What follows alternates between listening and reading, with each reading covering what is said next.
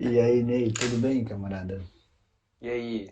E aí, Pedro, tudo bem? Obrigado pelo Tudo ótimo. convite. Nada, obrigado você pela disponibilidade.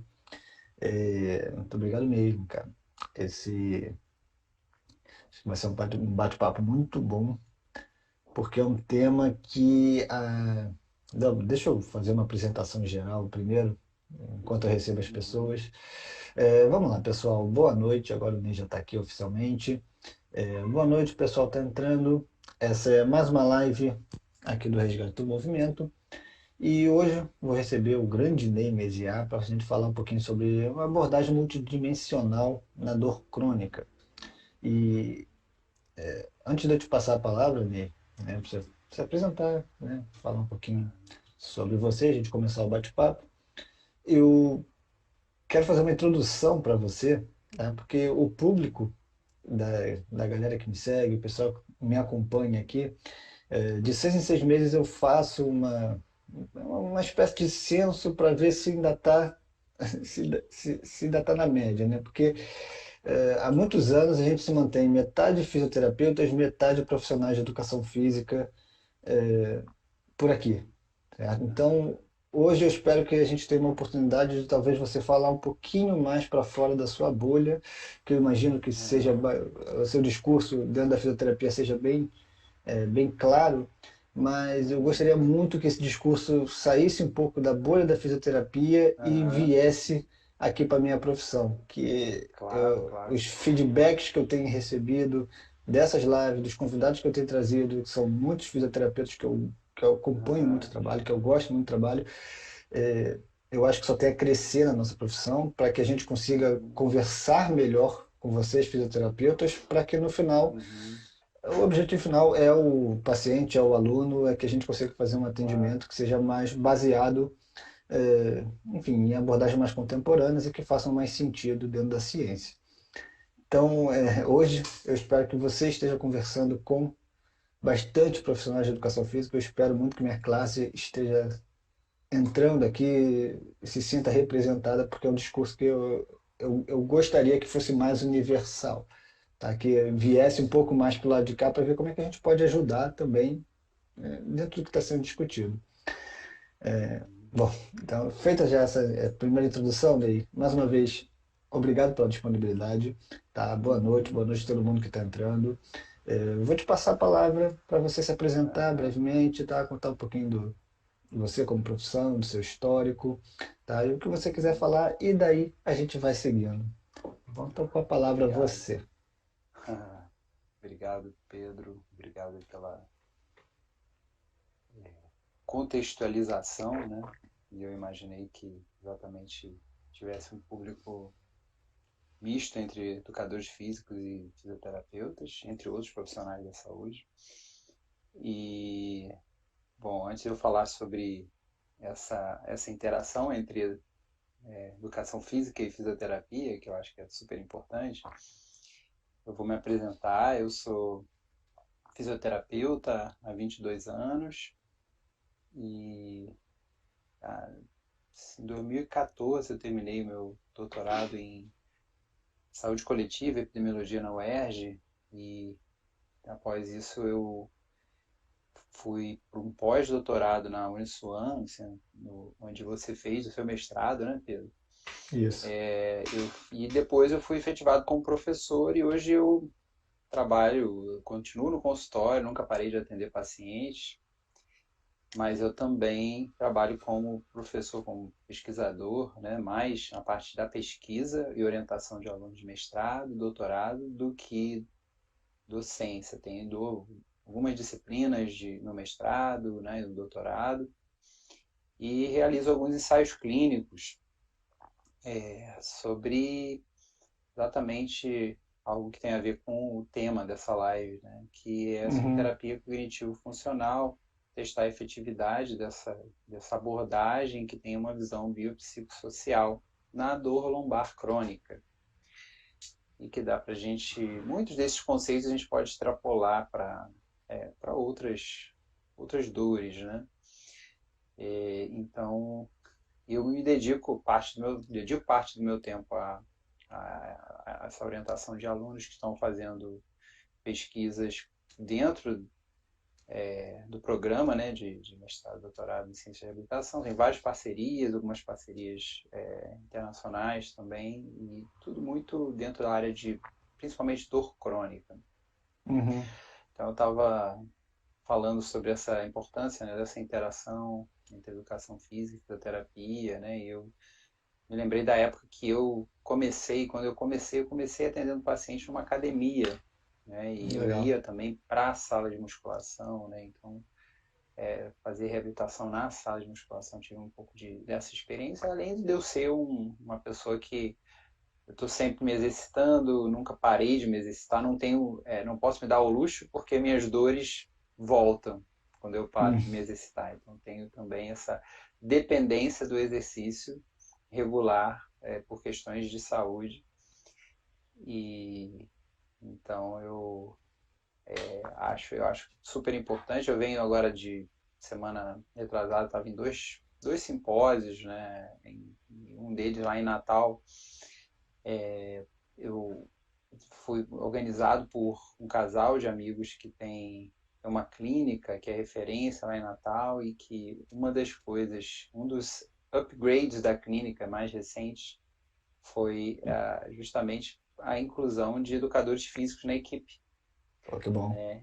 E, e aí uma conversa que eu estava tendo era exatamente sobre a questão da evitação dos pesos, né? Então, que eu acho que é um tema super super Legal. pertinente vamos dizer assim, uma certa preferência que eu acho que ainda vejo um pouco na fisioterapia, talvez por molas, elásticos, né? E quando na verdade o paciente precisa se expor a levantar peso, né? Como no dia a dia a gente precisa, não, Uhum. não que mola e elástico não seja uma forma, né, da gente se exercitar, mas eu acho que é um tema assim, super importante. E esse educador físico que eu conversei, que me perguntou, fez várias perguntas lá no simpósio, e ele falou, eu vejo que as pessoas têm um resultado muito bom, né, mas às vezes tem aquela pessoa que não conseguiu, que ainda tem um pouco de receio por ter tido uma experiência ruim, né, Sim. na academia. O... Isso é interessante, alguns pontos que eu não sabia que eu tinha em comum com você. Até acho que tem alguém que assistiu o simpósio aí, Renata. Eu tenho alguns pontos em Ah, comum com você que eu não que sabia, bom, que que, legal.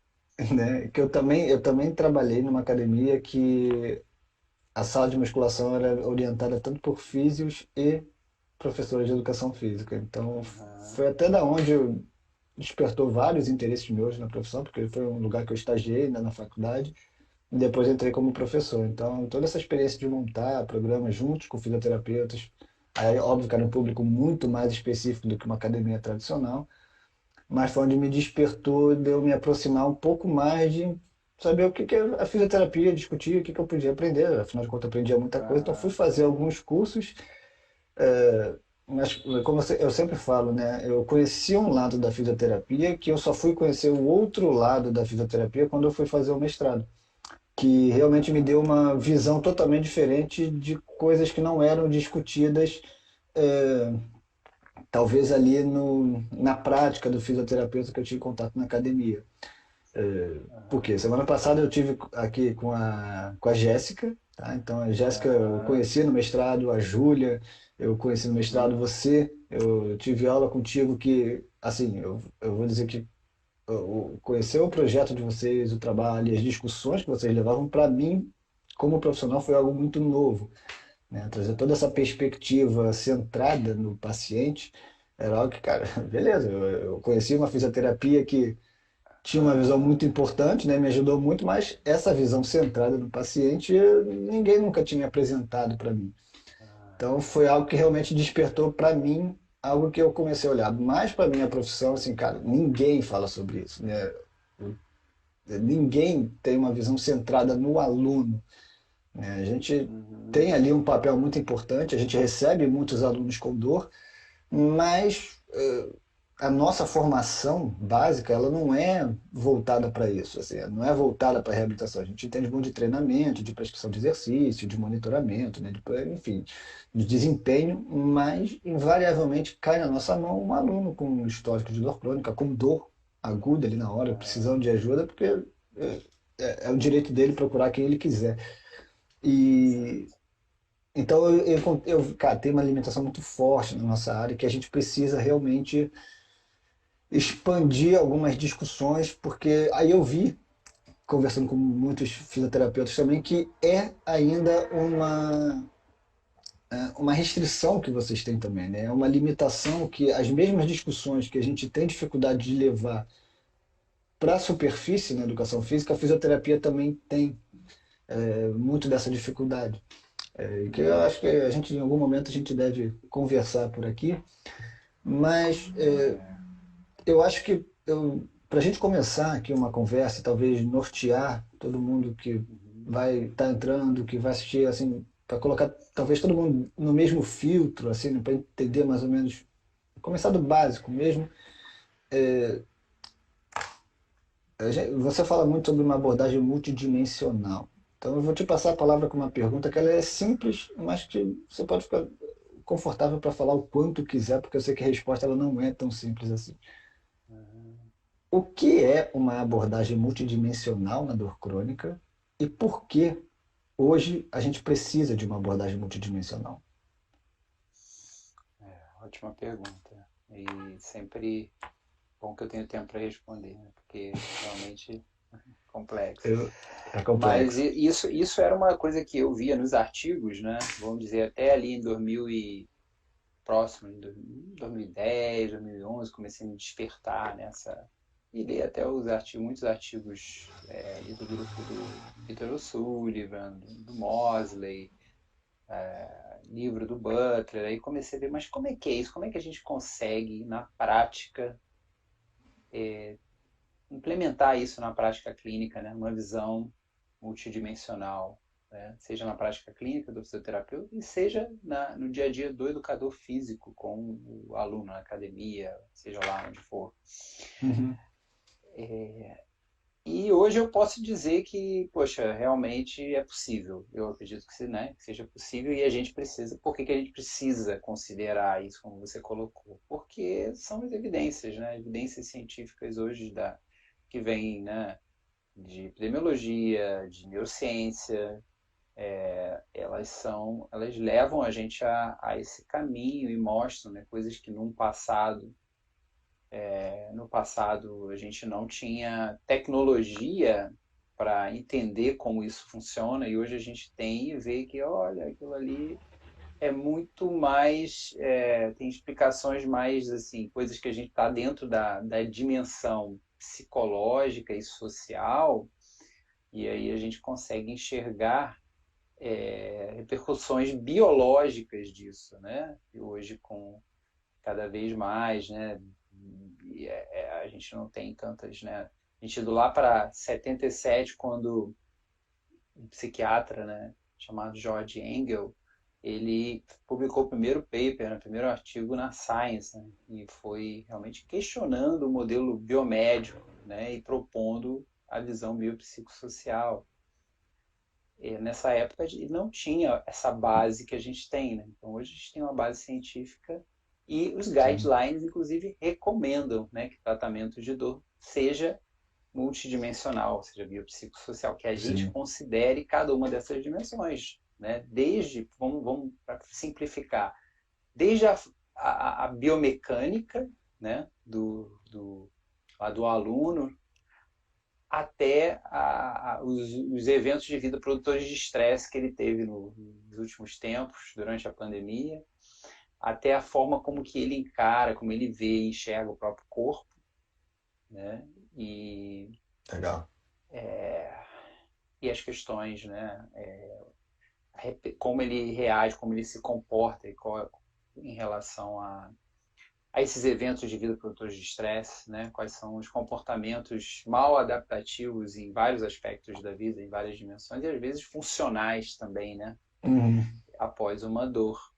E aí a gente tem, acho que talvez a gente tinha uma tendência a enxergar só a biomecânica, né? A verdade é Sim, essa, é a biomecânica e questões, né, de anatomopatológicas também, né? Uma visão muito forte, que eu acho que é uma barreira até para o educador físico, essa visão, até para, vamos dizer assim, manter o aluno, né, em situações que talvez não precisasse parar de se exercitar, né? Quando você tem um pouco mais de confiança no que você sim. faz, né? Um exemplo bom são pessoas com dores inespecíficas, dores crônicas inespecíficas, e que é um prato cheio para a gente conseguir, através de conversa e exercício, ter bons resultados, né? Porque o processo de reparo tecidual já passou se é, né, em algum momento aconteceu. Então, por que que eu fico tão inseguro com aquele aluno que está ali na minha frente, que quer se exercitar, mas tem uma dor lombar crônica? Sim. Como que eu posso, ao mesmo tempo, fazer ele confiar no que eu estou propondo, ele confiar no próprio corpo, ele se expor gradativamente, né? E começar a se É, sentir bem com o exercício, ter prazer ali com o exercício, né?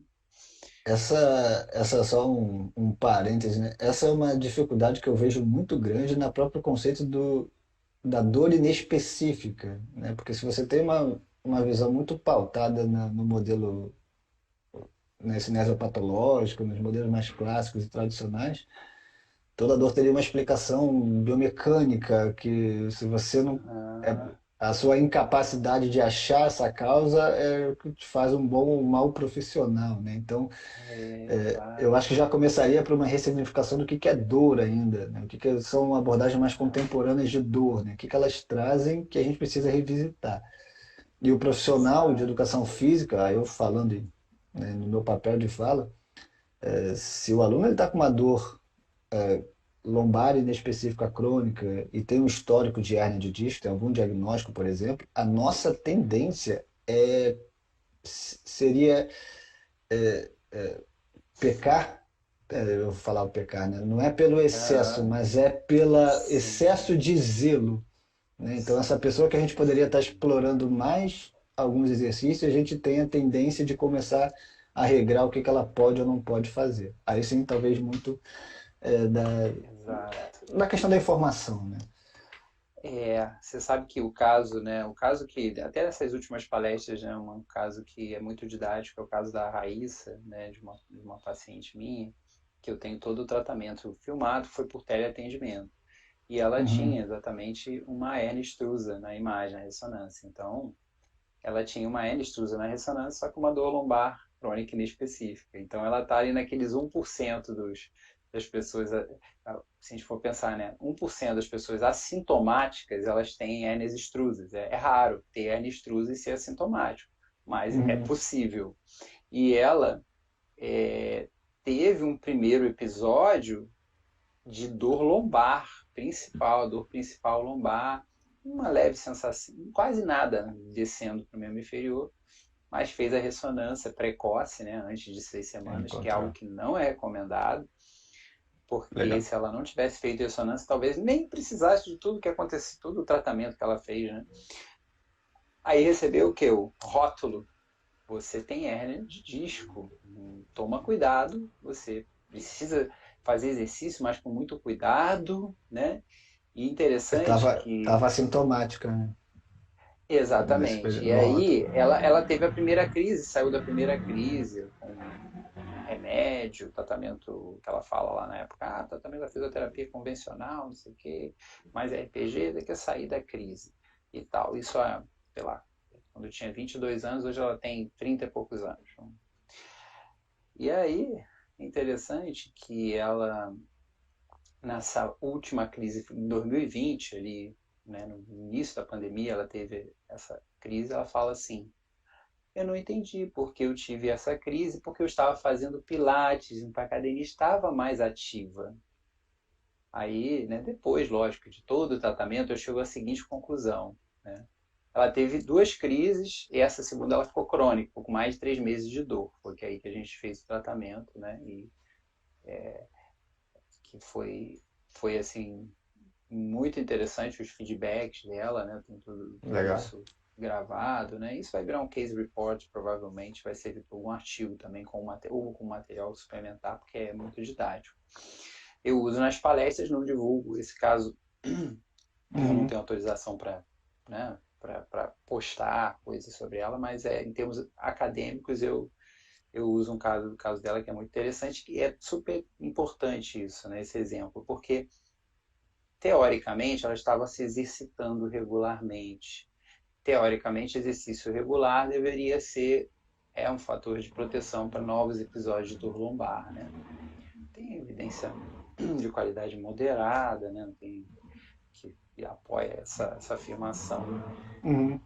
E aí, por que ela teve a crise, né? Aí depois, né, vendo todo o comportamento funcional mal adaptativo, tudo que falaram para ela, todos do que os médicos, né, disseram, toma cuidado, você não deve fazer isso, vai fazer aquilo, não, CrossFit nunca, o quê? Pular de paraquedas, o sonho dela é pular de paraquedas, nunca, você não vai fazer isso nunca na sua vida, porque ficou com aquele rótulo de hérnia. Ia para academia, escrevia na testa, né, tenho hérnia.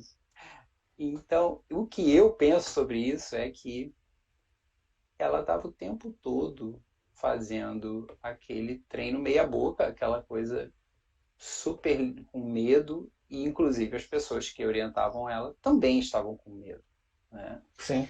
Então ela não estava se expondo, não, vamos dizer assim, se expondo para voltar a ter um movimento normal, a vida normal, né? Um movimento normal sem se proteger. Não estava confiando no corpo, porque ela diz, todo mundo me olhava assim, ih, cuidado, você vai, ela tem um problema, né? Sim. Então, e é exatamente isso que você falou, né? E aí às vezes gera uma insegurança no profissional, sei que é o mínimo sinal de dor, e ela tem hérnia, errou, né? Só Era. que a gente precisa lembrar que uma dor localizada na lombar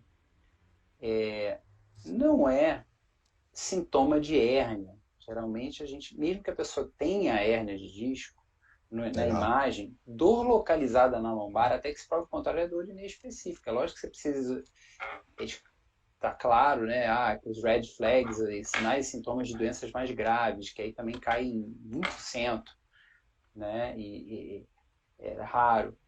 Mas a gente, pelo fato de ter no exame da imagem uma hérnia de disco, a pessoa, o sintoma dela é local, é considerado, esse paciente entra nos ensaios clínicos de dor lombar inespecífica, ele é como se fosse. Agora, se ele tem o sintoma, sinais e sintomas principais no membro inferior, pode ter dor lombar, mas o membro inferior geralmente é predominante, alteração de sensibilidade, força, né?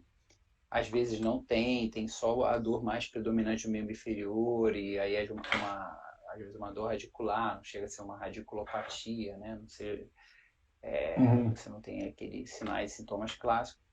Mas a maioria dos casos dessas pessoas que estão na academia, muito provavelmente estão com dores mais inespecíficas, né? Eu acho que é arrisco a Sim. dizer, porque e aí O... a pessoa tá, tenho hérnia, não faço isso, não agacho, não posso dobrar o tronco, não posso fazer Vem exercício acima o. da cabeça.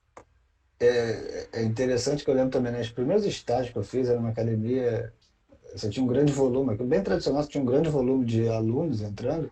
Então a gente já tinha meio que uma série padrão para quem tinha hérnia, para quem tinha não sei o quê, para quem tinha. Então eram aqueles exercícios que qualquer exercício tinha que ser encostado, tinha que ser deitado, né? Tinha que proteger a lombar, tinha que proteger a coluna. A informação era aquela, cara, tem hérnia, tem hérnia, tem hérnia. O aluno já vinha com todas aquelas crenças, né, de que tem hérnia, tem que proteger, que então, Uhum. óbvio, né, algumas coisas para mim só foi possível depois de anos de profissão, conseguir olhar para trás e ver, caramba, eu poderia ter feito de outro jeito, mas na época me faltava informação, como eu acho também Sim. muito ainda falta alguma informação chegar para que. Aí também eu posso olhar também por outro lado que realmente, se você estiver atendendo uma grande quantidade de pessoas, que às vezes você pega 20 alunos para um professor, né, uma razão dessa, que é bem real assim numa academia tradicional, realmente talvez seja muito difícil você fazer um atendimento razoável para quem vem com uma dor inespecífica e muitas crenças negativas associadas a essa dor, né? Muitas expectativas negativas. Então aí talvez o próprio modelo de negócio, de treinamento, Isso. né? Que dificulta. O individualizado faz diferença, né? É o que eu falo Sim, sempre. Cada repetição faz diferença. Cada adição de carga faz diferença, né? E quando a gente está falando de uma pessoa que tem limiares mais baixos, é mais sensível, isso vai fazer muita diferença para você, para que a pessoa aprenda que aquilo ali é seguro, reaprenda, né? Aprenda, pô, realmente é seguro, eu sim, posso fazer, né? E lembrar sempre que quando a gente tem um objetivo, né, um propósito de, pô, a pessoa quer fazer exercício, se sentir melhor, melhorar as dores, principal, a primeira coisa é melhorar as dores e ficar saudável, né? É diferente, né, de performance, são sim. desfechos diferentes, a gente precisa tomar esse cuidado, né? E às vezes, é o que eu falo eu não sei se vocês utilizam, né, mas eu acho que é algo que eu uso de forma bem subjetiva, mas como é que está essa percepção do esforço, né? O cara que está Aham. fazendo, voltando para a academia, e, pô, o cara morria de medo de malhar, ele está voltando, se ele tiver uma sensação de que está se esforçando de forma moderada, está excelente. Ele pode evoluir sempre. Ele não precisa ir lá para o limite. Eu acho que para o limite você se arrisca. Agora, abaixo também, né? Muito baixo também não vai ser legal, né? Então, achar esse meio termo. Sim. A gente, como profissional, não pode ter medo, né? Mas é o que acontece quando talvez a gente não tenha informação que nos sustente no argumento, né? Porque já houveram casos de Uhum. alguns alunos darem aquela travada de coluna comigo e realmente eu fico, caramba, e agora, né? O que está acontecendo, sabe? Você tem que atender vários alunos ao mesmo tempo e talvez aquele precisasse de um controle de Sim. carga ali naquela hora e travou. Então, o que que Aham. aconteceu, né? Essa questão da percepção subjetiva de esforço é clássica na educação física, mas hoje a gente já consegue trazer para discussões, por exemplo, a gente começar a analisar nível de estresse, de qualidade de sono, então Sim. começar a olhar para essas outras variáveis que realmente eu acho que Uhum. começa uma oportunidade de discussão nova dentro da área, né? Então, Uhum. e também para controlar esforço, né? Para controlar o volume de treinamento e aquele volume acumulado, né? Se a gente consegue monitorar isso, então a gente pode ver quantas noites aquela pessoa está dormindo mal e tentar fazer algumas associações diferentes do que a gente fazia antes. Aham. Que eu também parto de se o aluno ele tem dor, tem algum histórico de dor, tem algum histórico de lesão e por algum motivo ele foi procurar uma academia, um profissional de educação física, ele já tem um perfil diferente do que o paciente que foi procurar um fisioterapeuta. Que Aham. talvez a gente fazer um trabalho, né, o trabalho para conscientizar a aderência ao programa de exercício físico seja mais fácil, né, do que aquele que, afinal de contas, já está na academia, né, ele foi procurar a academia. Sim. Então, eu acho que é um grupo de pessoas, né, de indivíduos que têm dor que a gente também precisa começar a melhorar esse diálogo. E Sem dúvida. eu estou fazendo também esse ensaio aqui para te passar, para a gente talvez afunilar um pouquinho mais, que é uma abordagem que você usa, vocês falam bastante, mas que eu nunca parei para ler muito a fundo, porque não faz parte do meu Uhum. cotidiano, que é o CFT, né, que é Uhum. a terapia cognitivo funcional, que eu acho interessantíssima a Uhum. proposta. Eu já li algumas guidelines, algumas recomendações, e é legal, né? É legal que já tem recomendações em cima do CFT e que vocês desenvolvem bastante trabalho Aham. nisso, né? A Jéssica veio falando dos trabalhos que ela apresentou lá em Toronto, que eu achei, cara, isso é maneiríssimo, sabe? Isso É. realmente faz sentido, assim. Mas a gente não entrou muito a fundo do que é o CFT. E eu sei que você trabalha bastante com isso. Aham. Então, se Sim, sim. puder trazer um pouquinho à Claro, luz claro. aqui. Então, vou falar dos três componentes, né, dessa abordagem, que é É isso que para mim é isso que você falou. Me despertou o interesse, né, de fazer os ensaios clínicos, porque tem uma base, a base muito sólida em termos de ciência, né? A terapia cognitivo-funcional tem uma base muito na neurociência, né? Na prática unindo com a psicologia comportamental, né? A neurociência e a prática da fisioterapia. E a gente hoje está num momento, estamos testando, né?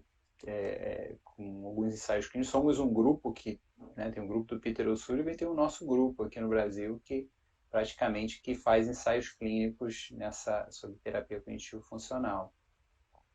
E essa abordagem ela tem três componentes, que são, o primeiro é o entendendo a dor, né, dando sentido à dor, que em inglês é dizer Legal. making sense of pain, Uhum. que não é simplesmente, é um pouco diferente de educação em dor, né? Não dá para dizer que é educação em dor, porque a gente utiliza muito, em alguns momentos, talvez a gente use, né, educação em dor, mas o mais importante é você utilizar a própria história da vida do paciente. O paciente ele vai contar a história, você vai fazer uma linha do tempo, né, de entender tanto os fatores que levaram a ele a cronificar a dor, quanto que levaram ao surgimento da dor, né? E os fatores biopsicossociais. Né? E aí a gente usa técnicas da psicologia para tentar desenvolver uma boa aliança terapêutica, né? O paciente a gente evita interromper o paciente, tenta olhar os olhos, expressar, né, as mesmas emoções, né? Tentar fazer espelhamento, usar questões reflexivas, resumir reflexões, várias coisas que vêm aí para enriquecer a comunicação com o paciente e caminhando para a função. Né? Aí a gente usa a escala funcional específica, que é uma escala que o paciente diz quais são as atividades ou tarefas que estão limitadas na vida por conta do problema dor lombar crônica, por exemplo. Uhum. E o nosso foco no segundo componente vai ser expor o paciente aquilo que ele mais teme, que ele julga importante, que ele julga valioso. E esse segundo componente chama-se exposição controlada, que é uma exposição Expressão gradual controlada. controlada àquilo que a pessoa mais teme. Um exemplo clássico que é comum, né? O caso da Raíssa, ela me fala que, olha, desde que eu tive esse problema há mais de 3 meses, eu me abaixo, ela fala exatamente assim, eu me abaixo assim, eu Uhum. não faço mais isso, eu não dobro mais o tronco. Então ela passou a não dobrar mais o tronco. Então é um comportamento funcional mal adaptativo, Entendi. porque já fazem 3 meses, né? Há 3 meses que ela estava sem fazer esse movimento básico do dia a dia, que é poder dobrar o tronco, poder se abaixar naturalmente, seja com um pouco de movimento no joelho, no quadril, na coluna, mas do jeito que é o jeito dela, né? Ela passou a dobrar joelho e quadril só e descer reto, né? Uhum. Coluna reta. Então, o foco foi uma exposição gradual, né? Eu pedi a ela primeiro, mas em pé ela, né? Tava toda uma preparação, né? Essa primeira consulta durou em torno de 1 hora e meia, né?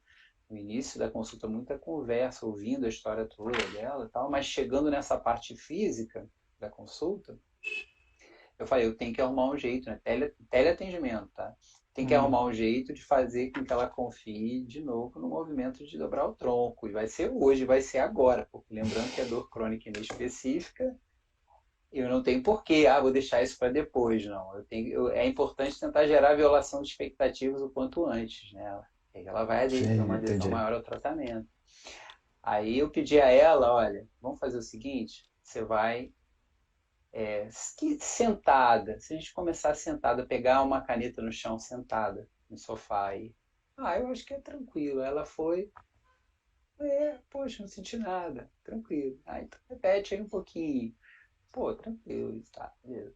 Aí agora vamos lá. Segunda etapa da exposição. Para não ir direto em pé, dobrar o tronco para pegar uma caneta no chão, eu falei, encosta, senta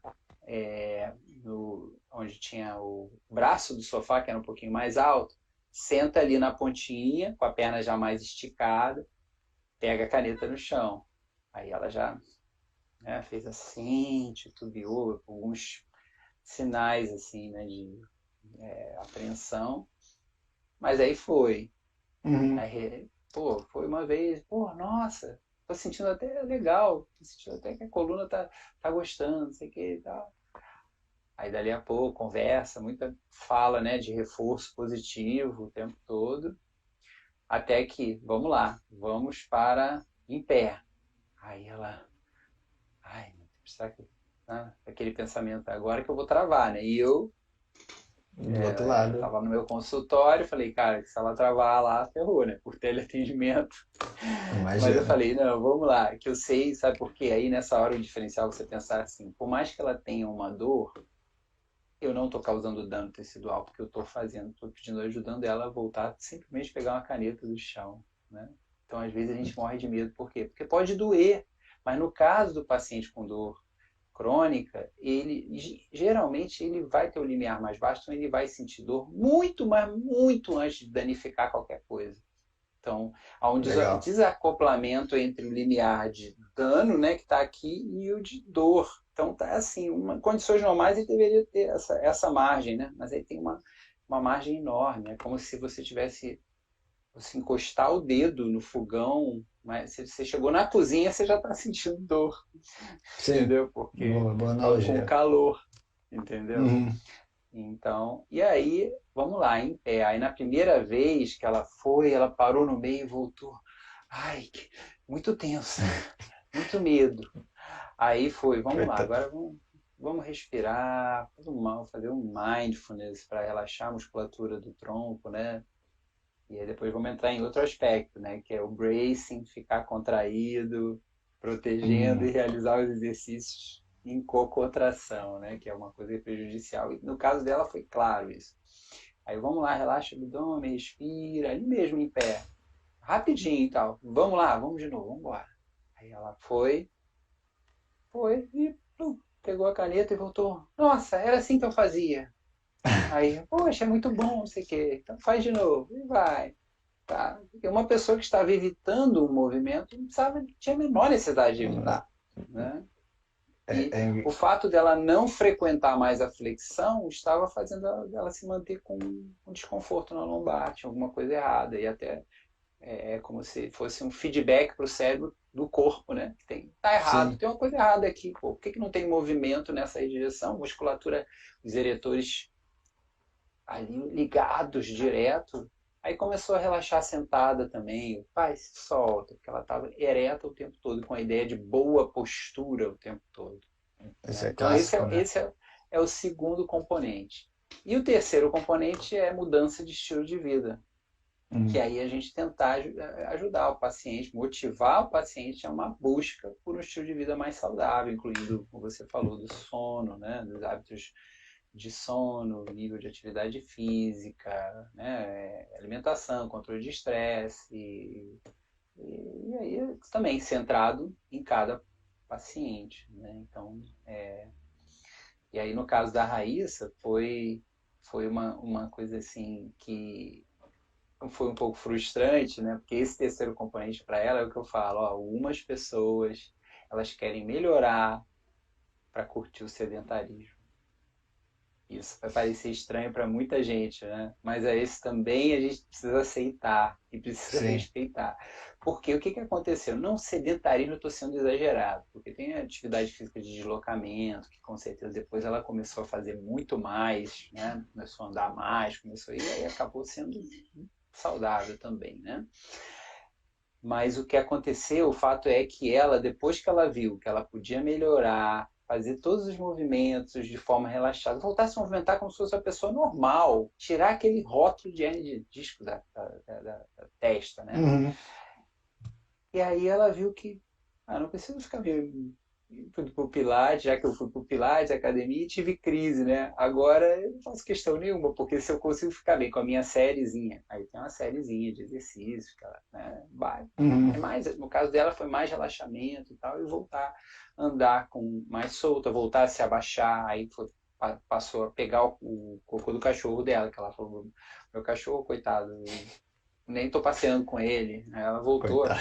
né, a fazer essas coisas básicas. Mas e aí são esses três, né? Esses três componentes da terapia cognitivo funcional que eu gosto sempre de dar exemplos na prática, né? E aí fica bem mais fácil de Não. entender. E foram 5 atendimentos no período de Ah, legal. dois meses, assim, né? Com um atendimento uma semana, o outro depois, aí depois 15 dias, entendeu? Uma coisa muito diferente da fisioterapia clássica, né? Muito. Bem diferente. O seu discurso ele acaba me aproximando mais, talvez, da área da psicologia do que da fisioterapia, assim, né? Como você, É verdade. acho que são perguntas que normalmente as pessoas falam, né? Então eu vou virar um psicólogo, né? Vou ter que começar a estudar psicologia. Isso é algo que eu vejo normalmente vocês discutindo em torno disso. Mas Uhum, em cima de tudo que você falou, pô, legal, bem legal a história da Raíssa. Eu acho que uhum, todo mundo que trabalha com atendimento ao público, com movimento, conhece uma Raíssa, né? Alguma coisa parecida é, com esse cenário. E que bom para ela que as coisas se resolveram muito bem. Eu imagino o quanto deve ser libertador. Eu nunca tive nenhum caso de dor crônica em mim, assim, nada que ah, não tive histórico ainda. É óbvio que eu não estou blindado para isso, e- mas eu imagino o quanto deve ser libertador você conseguir quebrar nessa expectativa negativa e o leque de oportunidades que abre, hum, enfim, né, para o seu novo mundo, assim. Então, me soa bem legal isso tudo que você falou. Ah, essa a exposição do sintoma você já fez nessa primeira 1 hora e meia, no primeiro atendimento, você já foi direto. sim, fui direto. E por quê? Mais uma vez, né? Eu Uhum, queria ali, o primeiro atendimento da terapia cognitivo funcional, do CFT, né? Ou TCF em português, uhum, a gente busca nesse primeiro atendimento duas coisas, né? Não adianta, por exemplo, só para o making sense, né? A dor fazer sentido para o isso, paciente, ele precisa ter experiência, uma nova experiência. Então não é só tá, faz conversa. sentido. A Entendi, ficha vai cair quando ele sentir no corpo dele. Então entendi. a gente busca isso, entendeu? Porque Uhum. é muito impactante quando tem uma violação de expectativa, um aprendizado É, de segurança, né? Aquilo que antes era dobrar o tronco, era extremamente perigoso, passou a ser, olha, tá legal, tô sentindo bem, eu passei a dobrar o tronco para tudo. Depois ela começa a falar isso.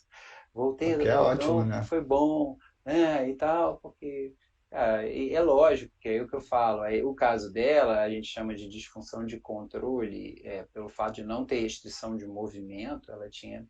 O problema dela, da disfunção de controle de extensão ativa, é que os músculos eretores não desligam. Isso é uma coisa bem individual, bem individualizada, que são casos que a gente, no ensaio clínico, 50% dos pacientes, dos participantes tinham essa tendência, que vem muito da postura perfeita, de manter Isso, tá. ereto o tempo todo.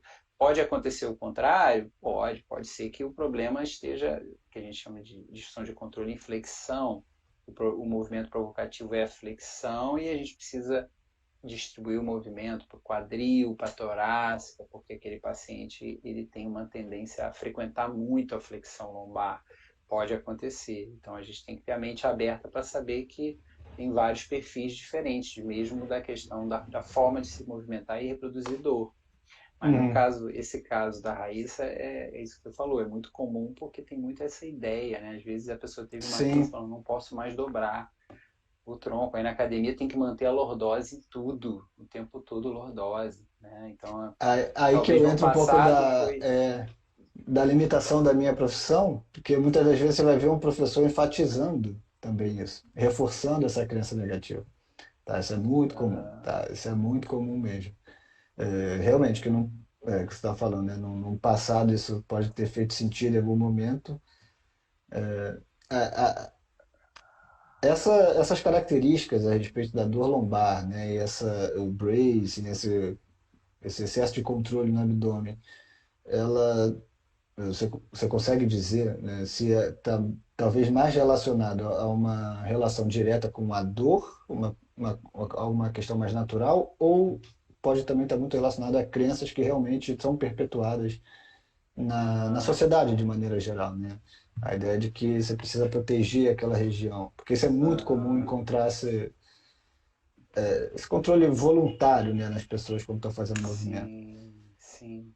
Eu acho que a crença reforça e a gente tem algumas evidências, né, de estudos que em altos níveis de catastrofização estão ligados a um maior bracing, maior atividade. Sim. A gente tem estudos mostrando, inclusive até o do Michael Lehman, que a gente publicou na Gait and Posture, a gente botou os eletrodos na lombar de 40 participantes com dores lombares crônicas e 40 controles assintomáticos. E vimos claramente que pegar um objeto no chão, subir a escada, sentar e levantar de uma cadeira, o aumento de atividade era claro entre ambos, né? Mas outros estudos viram que existe esse aumento ligado à dor persistente, que é esse bracing, em geral até que diminui, né, a dissociação de cinturas durante a marcha. Uhum. Inclusive na corrida tem evidência também que as pessoas com dor lombar crônica que correm tendem a ter menos dissociação, né, tem umas mudanças Uhum. biomecânicas, fica um pouco mais rígido. E aí a gente tem também a catastrofização, parece que tem ali uma influência, né? Aumenta Entendi. ali esse bracing, altos níveis de medo, é, o que faz sentido, né? A gente pensar É, isso, se você só ouve que cuidado, protege, contrai abdômen, né? E aí tem isso que você falou, tem um pouquinho disso, pelo menos um pouco, eu acredito que tem uma influência. E quando a gente para melhorar, tem que tirar essa influência, né? não, acho que ouvindo até minha pergunta agora, talvez sou até um pouco reducionista, qualquer tipo de resposta, porque acho que a dor vai influenciar a necessidade de fazer o bracing, a criança vai influenciar, então é aquela ideia que talvez a gente Exatamente. não encontre uma resposta muito clara. Exato. Sobre educação em dor, que é algo que eu também comecei a ler um pouco mais, me interessar, né, nos últimos meses, existe muita coisa, né, recomendações e muitas metodologias diferentes sobre como abordar em dor. E Sim. você me trouxe algo diferente do que normalmente eu leio, né, que Aham. o que eu vejo muito é talvez alguma padronização, né, para grupos de intervenção, que eles vão receber a mesma informação. Você sugere uma ideia que, obviamente, faz algum sentido, né, a gente personalizar para as necessidades, né, para a questão da desmistificação de alguns conceitos. Mas, trazendo para o caso da Raíssa, né, só para entender também um pouquinho como é que funciona essa 1 hora e meia, você passou pela questão do Make Sense of Pain, mas você chega a abordar alguma questão mais fisiológica da hérnia de disco, da neurociência da dor, ela teve Ótima esse tipo de pergunta. informação? Sim, sim. É porque eu acho que esse aí é a questão da educação de uma forma geral, não nessa educação em dor, mas incluindo eu gosto muito de usar as evidências, né? Por exemplo, a Uhum. Jéssica já usa mais metáforas. Eu uso muito as evidências e aí a Jéssica falou outro dia, ela falou, claro, porque eu não tenho essa quantidade de informação que você tem, né? Aí eu falei, aí então eu uso as metáforas. Eu falei, mas eu também não tenho o teu talento para usar as metáforas, né? Porque Ótimo. também tem que ter talento, né? Mas a questão das evidências, né? De você, eu utilizo essas evidências, sim, mas depois de um certo tempo, né? Em que essa história de você ouvir a história do paciente, deixar ele falar, usar essas técnicas que vêm da psicologia, faz você enriquecer a aliança terapêutica. Em um determinado momento, você pergunta: você já ouviu falar que pessoas que nunca tiveram dor, quando fazem ressonância magnética, encontram várias protusões, várias alterações, né? E Hum, que aí falo dos estudos dos gêmeos idênticos, que o cara é estivador do Cais do Porto e outro trabalhador de escritório, com 40 anos, tá. faz a ressonância, os dois têm ou a coluna toda ferrada, os dois, ou a coluna muito boa, muito bem. O fato dele ter sido trabalhador braçal, né, manual, não fez ele ter mais alteração na coluna. Então não se culpe, você não estragou a sua coluna. Aí tem gente que fala, culpe os seus pais, né? Então, porque é Sei. o fator genético. Mas aí também não está ligado à dor, né? Porque a pessoa pode ter múltiplas protusões e não ter dor nenhuma, né? Isso é uma questão genética. Né? Mas sim, e é importante com a Raíssa, eu fiquei um bom tempo para tentar estar certo de que era uma dor inespecífica. Por quê? Eu vi a ressonância, a hernia extrusa volumosa, que não foi absorvida, foi aquele tipo, em geral, as hernias são absorvidas com o tempo. A Uhum. minha, aparentemente, a dela não foi, ficou lá, mas ela ficou bem durante muitos anos, e aí teve de novo, fez a ressonância de novo. Aí ainda tinha lá a hernia que não foi Sim. absorvida, e, e aí foi, não, pô, realmente tem que tomar cuidado, né? Mas aí a minha questão é a seguinte: anda na ponta do pé, anda nos calcanhares, vê força, né? Aí fiz alguns testes, Entendi. e todo o histórico dela é de dor localizada na lombar, né? Mas lombar, desce um pouco na perna, dá uma sensação na perna. A melhora da dor da perna dela, sabe como é que foi? No terceiro atendimento, ela ainda tô sentindo um pouco aqui. Falei, teste unipodal, assim, apoio unipodal. Na perna que ela tinha que sentir, ela desequilibrou toda. Aí na outra, ficou bem o equilíbrio. Eu falei, vamos jogar o peso para essa perna? Vamos lá, avanço. Ela tem Hum, avanço, confia nessa perna. Ai, não, tô legal. sentindo glúteo, sentindo aqui. Confia nela, relaxa o tronco, confia na perna.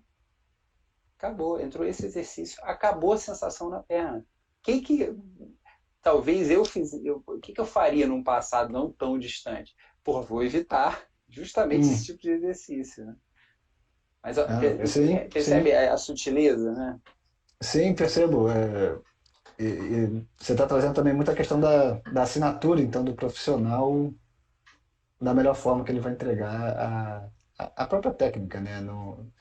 Você não tem Aham. uma melhor forma de como você vai colocar a Exato, exato. informação, que é algo que eu tenho percebido muito dentro dessas abordagens mais contemporâneas de centrar o aluno, o Uhum. paciente, o indivíduo, que é realmente que ela abandona um pouco a ideia de uma avaliação de movimento, né? Aquelas coisas mais clássicas de ou talvez uma Uhum. técnica que a gente tenha que dominar, que talvez colocasse todo mundo no mesmo nível, né? Porque simplesmente você executar a técnica ou você propor um movimento que seria a cura, né, de todo mal, mas que traz um desafio muito grande porque eu percebo que a gente tem que lidar muito com a questão da informação agora, né, de como é que a gente vai colocar informação nessa pessoa e também extrair informações que sejam relevantes.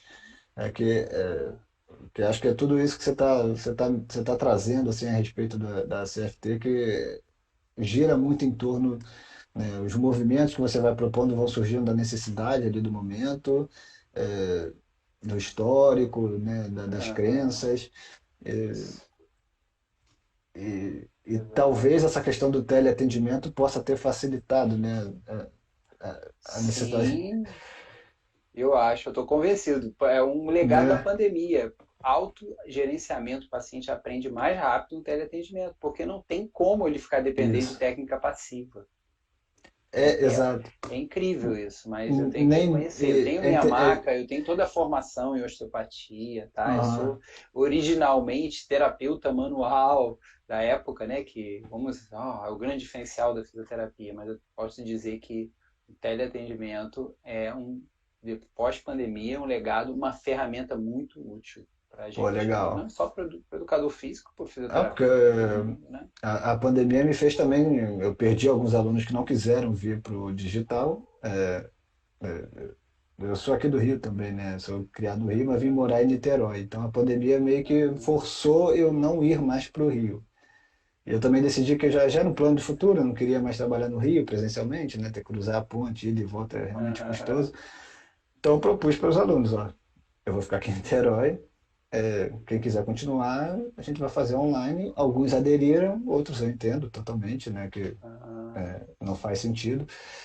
Mas exatamente, eu não trabalho com terapia manual, mas durante muito tempo eu fazia ajustes, né, de movimento, né, o toque, Uhum. né, aquela presença mais próxima. E aí vem naturalmente, né, a gente começa a falar mais e também tem a oportunidade de ouvir mais, né, como se fosse uma ligação isso aqui, né. Então você tem um momento de fala, um momento de escuta. Então é algo também que eu achei que, cara, dá muito bem para fazer esse tipo de trabalho e os resultados eles são muito Sim, semelhantes, né? A gente são muito semelhantes. E as evidências também estão dizendo isso, né? Entendeu? Então é algo que realmente acho que veio para ficar e que se a gente for pensar daqui a 10, 15 anos vai ser cada vez mais frequente, né? Eu Vai acho ser que cada vez mais frequente. Basicamente, hoje eu já ofereço, meu trabalho, a principal forma que eu ofereço é digital, assim, então acho que ó, é até uma preferência minha também, né? é, É, o tempo que eu e ganho. pensa o aluno vai viajar, né? O cara, pô, ele Isso. pode qualquer lugar do mundo, você pode continuar dando a sua, vamos dizer, o personal, dando a sua assistência Né? para ele ali, que se é aquele cara que precisa para ficar motivado, precisa da tua voz ali falando, né? Vamos Não, lá, eu até como case entendeu? também, Então, agora em setembro eu comecei com um senhor em Toronto e agora ele olha, voltou para Bangu, mas provavelmente a gente nunca vai se conhecer presencialmente, eu acho muito difícil. é, Mas realmente, toda essa questão de gerar uma aliança, né, agora entre o professor e o aluno, né, toda aquela ex-atleta com dor no ombro, mas quer treinar, né, então já tem todo um perfil de que, cara, fez fisioterapia, mas quer treinar, quer levantar peso, ele tem as necessidades dele. Então, é muito ah, importante também eu tentar acompanhar isso tudo que você fala, né, porque eu vejo que as produções científicas estão começando a apontar nesse aham, sentido. É, sim, cada então, vez mais, eu acho. aí falando sobre o CFT, o CFT ele é muito usado na dor lombar, mas ele já, eu leio muito sobre dor lombar, mas ele já está sendo exportado também, a gente já consegue traduzir e aplicar em outras regiões do corpo. A gente ainda não tem, o que tem de cervical, por incrível que pareça, tem um estudo bem ruim de um grupo que eu acho que não entendi o que era CFT, Legal. mas aí você vai ver na escala Pedro, esse estudo inclusive eu recebi para revisar, e um estudo que os autores mandaram para duas revistas, o mesmo estudo, e era para ter sido retirado, e não foi, acredita que ele é, na escala Pedro, é 8 nota 8 o Hum, estudo. E é um estudo péssimo, sobre cervical, escápula, e envolve treinamento de escápula e tal. Fora isso, eu tenho um case report de CFT na dor cervical, que tem até os videozinhos interessantes, e não tem, a gente quer desenvolver, né, uhum, até uma ideia em outras áreas, a ATM, a gente tem o ensaio clínico até na área de fisioterapia pélvica, de tratamento de vaginismo, mulheres com vaginismo. A gente uhum, tem uma aluna que é a Michele, que é até de Niterói, sim, e a gente vai desenvolver também isso. Então, a ideia é expandir, porque está em produção. esse conceito ele se aplica ao corpo todo, sem dúvida. Eu acho que não tem por que a gente achar que só vai ficar na lombar, porque tem muito mais estudo na É, lombar, né? E é, uma última coisa sobre essa questão da academia, né? No caso da Raíssa, era o objetivo, como ela disse que era voltar a se abaixar como uma das principais tarefas, a gente focou nisso, né? E tal, que era algo muito importante. Mas eu tenho o Pablo, que era, eu quero voltar à minha academiazinha. Tinha uma pequena academia na casa e que estava cheia de hum, poeira lá, tudo empoeirado. E eu ajudei ele a se expor gradativamente dentro da academia. E hoje ele tá malhando lá legal, sabe? Já, pô, aumentou a massa magra e tá, você vê claramente os resultados, né? E a exposição controlada foi em cima da musculação, fazendo. E aí eu acho muito importante também o conhecimento, a experiência que eu tive com os educadores físicos, né? De periodização, né? De entender algumas coisas que são fundamentais o descanso é tão fundamental quanto o treinamento, né? sim, Então, isso para quê? Para você manter aquilo com baixíssimo risco do paciente ter que a gente chama de flare-up, né? Ter uma agudização. E ao mesmo tempo ele confiante que, pô, pegar peso é bom para a saúde. Eu tô, sim. se eu pego esse peso aqui na minha academia, imagina no dia a dia. Para mim, eu não vou ter problema nenhum para pegar o peso do dia a dia, eu não vou me machucar no dia a dia. Não, E é treinamento legal. do corpo todo, isso é que é legal. Não é focado em core, não é focado em o corpo todo. A gente não trata nenhuma parte do corpo como diferente. Esse treinamento de corpo todo, que era o objetivo dele, voltar à academia, e voltou a correr. Quando ele voltou a correr, porra, felicíssimo. Voltou aos poucos também, caminhada, um pouquinho de corrida, expondo gradativamente, e foi se soltando. Voltou a andar de bicicleta em ladeira, Pô, feliz da vida, né? Então, Esse basicamente, é Pablo, né? Esse seu paciente é esse que você coloca no seu Instagram? É o que esse é o ou Marcel. é o Esse que tá. Marcel? O De vez em quando eu Marcel é. acompanho. O Marcel tá muito legal. É porque a gente já tá no futuro bem distante do que aquilo ali é muito no É. início. Já aconteceu, já tá Ah, bem. tá. Porque, pensa bem, cada atendimento demora 1 hora. Ali estão vindo 2 minutos, né? Ali É, aquele videozinho rapidinho de 1 minuto, 2 minutos, algumas coisas, partes importantes. E ele. Nossa, mas eu não vou dar spoiler aqui. não, não, não, Porque não, tem não. muita coisa legal. Vai acompanhar. Não, mas que é interessante É, que dá para ter uma ideia de como é que você conduz o atendimento, né? Que em e, vários momentos ali é simplesmente o Marcel, né? Ele falando, né? Ele e você isso. escutando. Acho que você consegue. Acho que para quem nunca Entender viu, né? como Quem está olhando funciona. aqui, para quem está vendo É, pela primeira vez aqui o que que é o CFT, acho que dá para entrar no seu perfil e olhar. dá. Não, é direto. E o É, Pablo, tem vários do Pablo mais lá atrás também. É que o Pablo já tá. praticamente está de alta, né? Então não tem. Aliás, eu tenho que mandar Hum, mensagem para ele, porque eu acho que é a última vez que eu atendi ele, nem não lembramos de remarcar, tipo, 3 semanas depois, 4 semanas depois. Eu vi ele curtindo o vídeo do Marcel, falei, pô, vou entrar em contato até com o Pablo, esse porque a gente ponto. precisa marcar. Esse ponto da alta que você acabou de falar, como é que também funciona Ah, dentro do CFT a alta do paciente? é, alguns casos vão ser super rápidos, como o da Raíssa, como eu falei, né? Uhum. Super tranquilos, e outros vão precisar de mais tempo, e aí a gente vai espaçando os atendimentos, né? Dá um É, intervalo maior. que aí eu posso estar faltando também alguma lacuna para mim, porque você falou que vocês identificam um movimento, né, para expor gradualmente, então seria aquela necessidade, é, mas aí em alguns cases rolam outros movimentos, rolam outros pequenos objetivos. Aí é a escolha de cada um, né?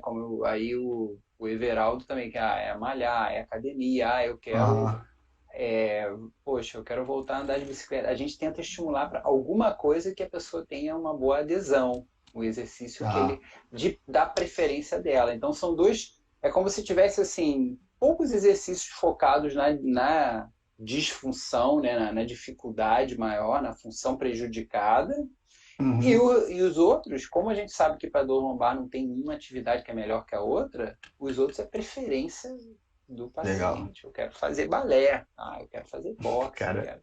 Cara, não tem coisa proibida. O importante é isso, saber que não tem algo proibido. Tem que porque só pode fazer treinamento de core, só pode fazer na água, hidro, entendeu? Essas coisas não tem base científica para a gente ficar com essas entendi. proibições, entendeu? Você percebe que talvez alguns pacientes possam, eles vão sair, eles vão voltar para academia, não sei o quê, mas tem em vocês, né, vocês também, quem trabalha dentro dessa linha, Ah, algum vínculo muito forte de que, cara, em algum momento quando ele pode sentir que vai entrar no flare-up ou alguma coisa como está acontecendo, ele via você como uma muleta para mandar uma mensagem, para fazer uma consulta mais aham. específica. É, Olha, muito menos do que antes, muito menos. Pode é, acontecer, mas é bem menos frequente. A nossa experiência, né? Vou te dar um exemplo a Jéssica estava atendendo lá no ensaio clínico, lá no CES, no Swan. Era um cara que precisava voltar, era professor de dança, ele precisava voltar a dançar. E o cara, em 2 atendimentos, voltou a dançar. A Jéssica fez ele dançar lá, suar, até suar e tal. O cara, você acredita que ele não quis responder o follow-up? Falou assim: hum, eu só fui lá 2 vezes. Para de me encher o saco. E eu liguei puta, para ele, eu mandei mensagem para ele, foi uma grosseria e tal. Eu falei, pô, isso realmente vai ser perda. A gente tenta não perder o follow-up. Eu praticamente não fiz tratamento nenhum, foi muito ingrato. O hum, cara ficou tão empoderado que achou que foi ele mesmo que ignorou completamente a ajuda do fisioterapeuta. E a Raíssa, no último follow-up de 1 ano e 10 meses, que ela mandou pelo WhatsApp, né, perguntando como ela estava, ela falou: eu acho que nem foi um tratamento, foi mais uma conscientização. Então tem. Cara, a leitura de é cada um também, né? surpreendente isso. Oi? é uma leitura de cada um e, olhando pelo lado É, positivo do que você está falando, quebra um pouco aquele estigma médico-paciente, né? Aquela coisa de que, sim, sim, né? hierárquica. Não existe, não existe. É, Não é existe mesmo. E eu interessante acho isso. bom, né? Eu acho Eu bom. acho bom também, eu acho É, eu bom também, também. pô. Uma das coisas que eu falo, né, aí no meu meio, né, da educação física, a gente quebra geral esse estigma médico-paciente, que a gente não tem jaleco, a gente está na academia, a gente está num ambiente É, totalmente isso. informal e a gente tem uma oportunidade ali com um aluno de gerar um vínculo que você talvez não tenha, que o médico talvez não tenha, porque talvez a gente vai até Exato, conhecer ele sem dor, né, cara, sem crise, sem, exato, né, então exato. a gente também precisa começar a trabalhar um pouco melhor esse nosso papel, né? E É, uma última parênteses, você perguntou, a Raíssa tem um momento também nesse follow-up que ela fala assim, eu tive uma mini crise. hum, Não durou nem um mês, foi muito rápido, não tomei remédio, estava passando por um momento também conturbado no trabalho e tal, e passou. E hoje estou ótima e tal, não sei o quê. Ela nesse. Então, isso vai acontecer, mas ela não me procurou. Mas aí, claro, tem o teleatendimento que reforça mais ainda essa questão do sim. autogerenciamento, né? Isso Dessa eu acho muito bom, transparência. assim, né? Assim, acho que talvez financeiramente ou não procurar não tem a questão financeira, mas você gerou ali nela Uhum. uma capacidade de autogestão, né? Uma leitura que dá para Exato. fazer. Isso. E Que guidelines tanto é o que recomendo, né? Guidelines exato, recomendo. Entendeu? pô, que bom. É, sobre ainda a última pergunta do CFT, que até me enviaram, mas era uma dúvida minha também, que faz sentido com o trabalho da Jéssica, que eu não tive tempo de abordar com ela, porque eu não fiz a introdução do Aham, CFT. CFT em grupo, tá? Você fala aham. muito dessa questão personalizada, mas ela está desenvolvendo um trabalho em grupo, acho que, pelo que ela me falou, são grupos de 5 pacientes ao mesmo tempo, Sim, sim, sim. com o mesmo profissional. É.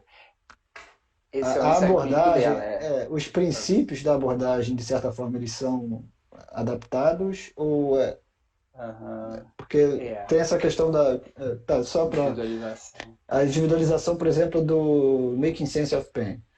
Aham. Ótimo. Ótima pergunta. Co- O que a gente se preocupou, né? É CFT versus Pilates. O Pilates é em grupo desde o início. CFT são 2 atendimentos individuais e depois passa para o grupo. Porque aí nesses dois hum, a gente define bem qual é o perfil, qual é são as questões na história do paciente, né? Ouve a história, faz aquele vínculo maior e depois avalia em termos de, né, quais são as disfunções, qual é a função mais prejudicada e tenta carregar isso para o grupo e manter um pouco tá. disso, pelo menos, o grupo. Mas aí você ganha, talvez perca um pouco em algum momento, mas você ganha na socialização. E que ela falou já, O, Ney, os primeiros grupos estavam uma farofada, mas foi muito legal, porque aí começa todo mundo falar e tal, não sei o quê. E o Pilates já é em grupo desde o início, né? Entendeu? o Pilar já é em grupo desde o início. Tá.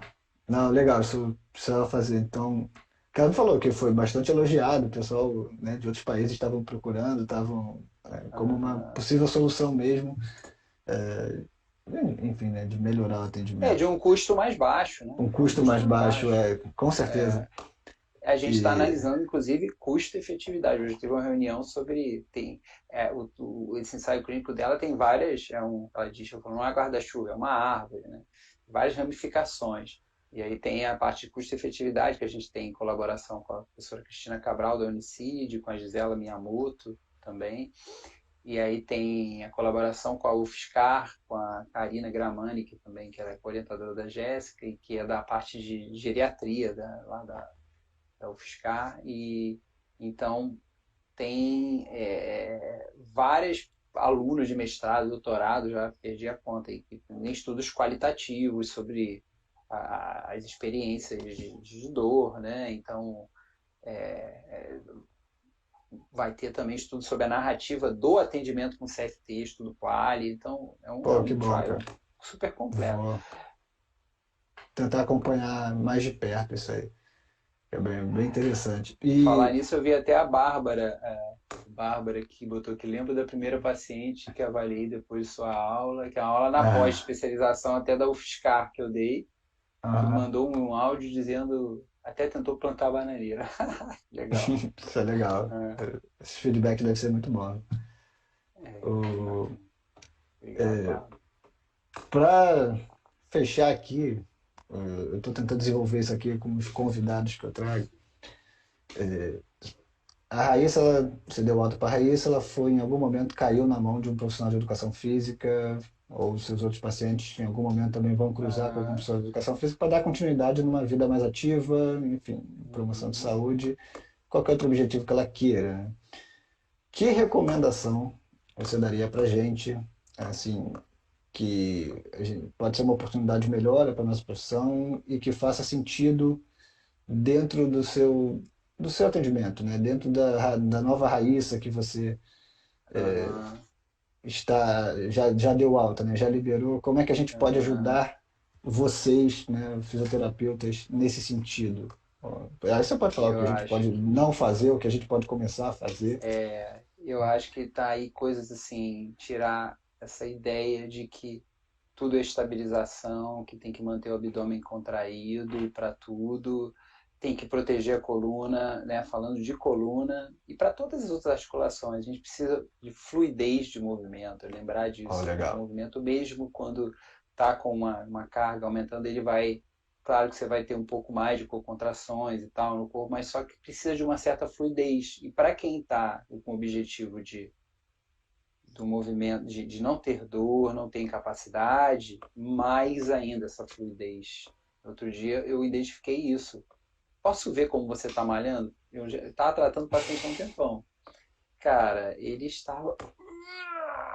Cara, que tem sequela até vamos dizer, de uma dor neuropática, né? Uhum. E aí, poxa, ele me disse depois, Ney, fez toda a diferença. Fez Ah, toda a legal. diferença aquele conselho porque eu estava fazendo. Então, quando eu ficava um tempo sem malhar, eu voltava para a mesma série, mesmo número de repetições e mesma carga. Ele não reduzia. Tá. Então, então assim, essa ideia do core, de estabilização, eu tenho um artigo publicado sobre isso, mas a gente precisa ter um pensamento flexível, mudar as evidências mostram que não é por aí, a gente não tem que ter ideia fixa de ficar mandando contrair. Eu acho que o abdômen ele deve contrair quando precisar, de acordo com a demanda, Ótimo. né? Eu acho Ó, que a legal. gente hipercorreções, a gente tem que tomar cuidado com a hipervigilância. Se a gente corrigir demais, muito, vai parecer que, cara, tá tudo errado no meu corpo. E a pessoa chega, pô, eu nunca É, consigo fazer certo. E aí vem a postura, a questão da postura perfeita. O movimento ele não ser perfeito e ser funcional, né? Veja as pessoas deficientes, os para-atletas, né? Lembra dos pô, isso é, para-atletas sempre que eles conseguem né? fazer? Vamos buscar saúde. Eu acho que pô, o educador físico é como você falou, tá? Se o fisioterapeuta às vezes tem mais contato com a pessoa em algum momento do que o médico, o educador físico estaria num momento que é pô, muito mais prazeroso em Né? geral, né? Então Sim, é às uma vezes é grande diário, vantagem. às vezes é diariamente, né? Tá tendo contato com aquela Uhum. pessoa. Então, são Então mais são oportunidades, né? essas pequenas crenças que às vezes Tá. atrapalham né, e entender um pouquinho dessa questão, né, de que é uma dor, pô, não tem sinais e sintomas de radiculopatia, de compressão de raiz nervosa, e que é uma dor persistente, o tempo de reparo tecidual já passou. Se esse paciente, se esse aluno for se expondo gradativamente, muito provavelmente ele vai se sentir melhor e aquilo vai trazer um benefício. Não tenha medo, não tenha medo. Eu acho que é isso. Quando você estuda um pouco Tá. mais, você fica com menos medo, né? A verdade é essa. E aí a gente, talvez em situações que o aluno ia, eu fui um médico, falou para parar, sai da academia. E aí você fica, pô, chateado, sabia que dava, tal, mas você talvez não foi convincente, né? Tá. Então isso é uma Não, coisa ótimo. importante, né? Acho que com frequência essas recomendações elas são dadas assim, né? Tá muito relacionado ao conhecimento, né, do que é dor, né? Acho que a gente precisa primeiro compreender o que é dor, Uhum, né, para ter algum argumento, uma isso. base. E acho que depois também do vendo a compreensão, acho que um leque assim te abre de que, cara, então tudo bem, né? Vem toda essa questão da proteção, né? Dos excessos de correção. Ah, Acho que a grande dúvida que eu recebo muito sempre aqui é, tá, beleza, e aí, se eu não fizer isso, então o que que eu faço na prática, né? Então, o que que eu falo? Aí, muitas vezes é melhor nem ah, fazer nada, né? Nem falar não, nada não, não, que já é um exato. grande conselho, né? A não Já é um grande correção conselho, excessiva. exatamente, exatamente. Fazer o básico bem feito, feijão com arroz. O que eu falo para os meus pacientes, entra na academia, não diz que você tem algum problema de coluna. Oh, Eu legal. estou aqui para me exercitar, eu estou começando, eu queria começar e para buscar a saúde e tal. E aí, Foi. se você, o educador físico, fizer o básico bem feito, vai ser maravilhoso. Do Legal. que vou ficar lá 20 minutos com exercício de core, exercício para coluna, focado na coluna. Eu canso de ter paciente saindo com crise depois disso, porque Uhum. trabalho o corpo todo, normalmente, sem preconceito para nenhuma região. Esse é um conselho que eu dou nesse tempo todo Não, aí que eu, né, e legal. que eu acho que E, vocês têm mais chance de não ter essas perdas, né, às vezes, de aluno. porque no final das contas a pessoa pode nem é, voltar para o sedentarismo, né? Dependendo do caso, e o Exato. efeito todo reverso que ninguém queria. Valida a crença Que valida a negativa. crença, exatamente. Então, realmente acho que é por aí mesmo que as nossas discussões precisam começar, né? A questão da informação e do conhecimento, Isso. e não de uma técnica ideal. Acho que É, vem um grande problema, né? Que muitas das pessoas que me acompanham, né? Que acompanham aqui o Resgate há muito tempo, elas já entendem de alguma forma isso e estou com alguma dificuldade de começar a trazer pessoas novas que não aqueles é. haters de antigamente já saíram, né? E quem ficou, pô, já entendeu qual é o discurso, né? Já entendeu a proposta. Uma outra vez Isso. ou outra, essa semana mesmo eu recebi alguém falou, pô, eu gosto muito, assim, não entendo nada que você fala, mas quebra paradigma, não sei o quê, quero começar. Então acho que essas lives, assim, essas oportunidades que a gente está tendo aqui, né, de conversar com Aham. quem é mais especialista, assim, do que eu em todas essas questões, pô, eu acho que estão sendo ótimas oportunidades, são oportunidades ótimas para mim, então acho que para quem está assistindo deve ser também. Aham. Você voltou recentemente com o seu curso presencial, né? Eu vi. Aham. Fala um pouquinho, né? Quando é que vai ter uma próxima turma? Eu ainda não, na verdade, ainda não está fechado, não, a gente acabou que estou voltando, provavelmente talvez o próximo seja até online, sabe? Oh, Até estou voltando aí, mas é porque a questão acadêmica está me pesando demais. Eu estou com 20 orientandos entre mestrandos e doutorandos.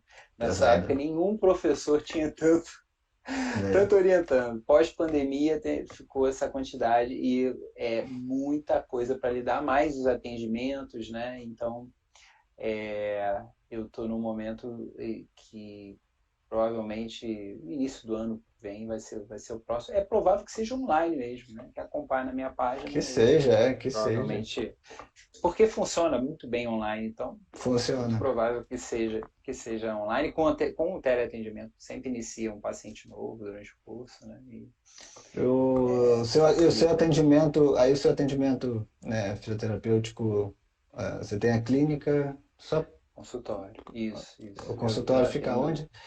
Fica no Open Mall, do lado do Rio Design Barra, na Barra da Tijuca, no Rio de Janeiro. E aí lá Tá. são os atendimentos presenciais. Muitas vezes eu tô lá também fazendo teleatendimento, eu tô lá trabalhando, né, fazendo reuniões. Agora com a pandemia ficou Ficou no mais escritório, né? Mas tudo. não, ótimo, eu gosto mesmo, as pessoas que quiserem te conhecer um pouco mais, quem não conhecia, né, ter oportunidade, até caso tenha alguém aqui que está precisando de algum Ah, atendimento, saber onde pode te encontrar. obrigado. E também quem se interessar pelo curso, eu acho que na sua página Com ele certeza eu vai vou colocar a divulgar. Tem várias informação. pessoas me perguntando, né? Me perguntando e preciso dar continuidade, porque foi uma coisa muito legal na pandemia eu ter transformado o presencial Ah, no sim, online. Foi bem bacana e com esses teleatendimentos, então foi um aprendizado muito grande e no início eu falei, pô, será que vai dar certo? Nossa, logo que vi que a coisa flui. E aí serve como tanto para Bom. o curso, quanto para, por exemplo, material didático, e para um case report, para Hum, um, um artigo, né? E agora eu estou fazendo parte de um grupo de trabalho, até o Felipe Reis também está, um convite do Ionigi, que é uma força-tarefa para tentar classificar as dores lombares em nociceptiva, nociplástica e neuropática, né? Tentar conseguir, principalmente a nociplástica, que há muita crítica aí sobre essa classificação, né? Você uhum. já deve ter ouvido falar nisso. E Sim, aí sim. ele me convidou, eu fiquei feliz, e aí ele pediu agora 2 a 3 casos, né? Hum. Tipo casos clínicos, né? E aí eu, provavelmente que eu vou fazer, vou botar, já vou mandar com um vídeo da Raíssa com legenda em inglês, né? Já tem termos de consentimento assinado Legal. pelos demais. E eu falar assim, vamos discutir aqui, esse caso da Raíssa é nociplástico ou nociceptivo? Porque vai ter gente que dizer que é nociceptivo, porque a dor dela não espalha muito, é mais localizada. Vai ter gente que dizer que é nociplástico, e aí vai ser uma discussão bem bacana. E é É legal que eu tô legal. nesse grupo, né? É bom spoiler. Bom spoiler. É, hum, Mas doutorado, em algum momento eu vou acabar voltando lá para isso. Na pandemia eu cheguei a conversar de novo com o Thiago, mas é um plano que vai ficar mais para frente, voltar para a vida olha acadêmica. aí. Oh, Mas que legal. Isso é muito a bem-vindo. Uniswan foi uma experiência muito boa para mim, aprendi muito lá. Então, também eu estou sempre recomendando aqui quem pergunta, conhecer o pessoal de lá, Que legal. mudou bastante na minha prática. Ney, Que bom. quero agradecer, tá, mais uma vez sua disponibilidade. Para mim foi uma ótima, foi uma mentoria ao vivo isso aqui para mim. É uma grande oportunidade de aprendizagem, tá? É, acho que Que bom. vou deixar aqui qualquer um que acho que tenha dúvida sobre algo que foi dito aqui, acho que pode te procurar, né? Acho que Pô, você com certeza, manda mensagem. Eu isso, respondo, sempre respondo. tá? E quem quer conhecer mais também seu trabalho, quer ver os vídeos lá do atendimento que eu acho bem interessante, né? Isso. Para ter uma Pode seguir o representação. desligador também, né? O desligador, que Legal. os dois eu sempre posto nos dois, né? Mas não só o NMZA, mas desligador, que é Tá, mais do nosso grupo de pesquisa, né? depois da live eu coloco nos stories o link para o desligador, tá? Para o Valeu, pessoal valeu. conhecer. E né, que você Obrigado. precisar de Eu agradeço. divulgação aqui na página, tá? Precisar, que é a casa é Valeu, aberta, obrigado, tá bom? obrigado. É aquilo, tem bastante acesso a profissionais de educação física que estão interessados nesse universo e fisioterapeutas também acabaram Com acompanhando aqui o certeza. trabalho. É, Aham. tem sido uma troca bem legal por aqui. Então, Obrigado, que agradeço. tá, Ney, mais uma vez, muito obrigado, tá bom? Nada. Obrigado a todos que assistiram, essa live vai ficar gravada. Tá, agora vai ficar gravada mesmo, depois eu vou organizar as Aham. lives de uma maneira mais didática. E, Uhum. e até uma próxima. Se quiser Isso. dar uma última palavra, Boa noite. Obrigado, Pedro. Boa noite, pessoal. isso aí. Ah, E foi vou encerrar ótimo. aqui, tá? Forte Tá abraço. bom. Abração.